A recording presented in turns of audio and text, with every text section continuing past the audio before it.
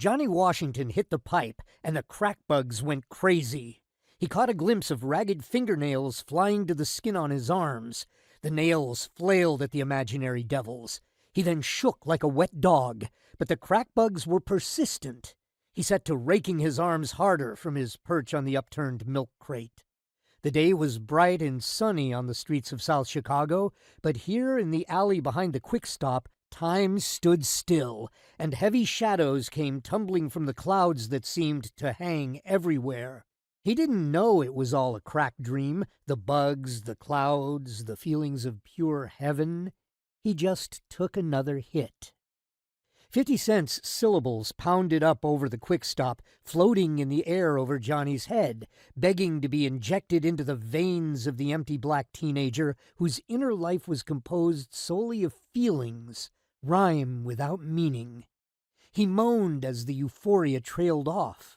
Then his anger at the world returned, and he looked around for something or someone to attack. The glass tube fell from his fingers into the dirt behind the Quick Stop. The pipe didn't shatter, and that would be a win for the crime scene techs who would be sweeping the area in about an hour. Johnny climbed to his feet from the milk crate. He stumbled into the Quick Stop and immediately seized a quart of Budweiser from the cooler and unscrewed the cap.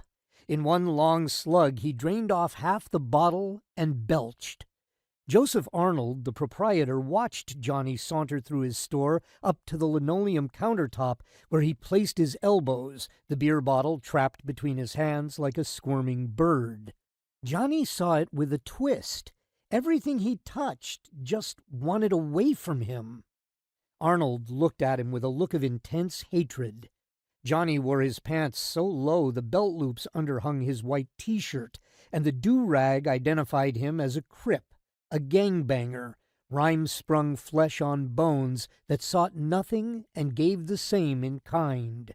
He held out the beer bottle to Arnold and said, "See this?" Arnold nodded. He didn't want any trouble with Johnny Washington. No one in his right mind did. The young man had a laundry list of criminal convictions attached to his name on his CPD juvie record. When he turned 18 2 weeks ago, he was released from juvie with $100 and told to go home. Except Johnny couldn't go home because there was no home to go to. His mother was dead and his father was long gone. He had 2 siblings, a brother and sister, but they were both in state lockup. There were some aunts, but they had their own problems. With no place to turn, Johnny took the only job available to him in South Chicago. He joined the Crips.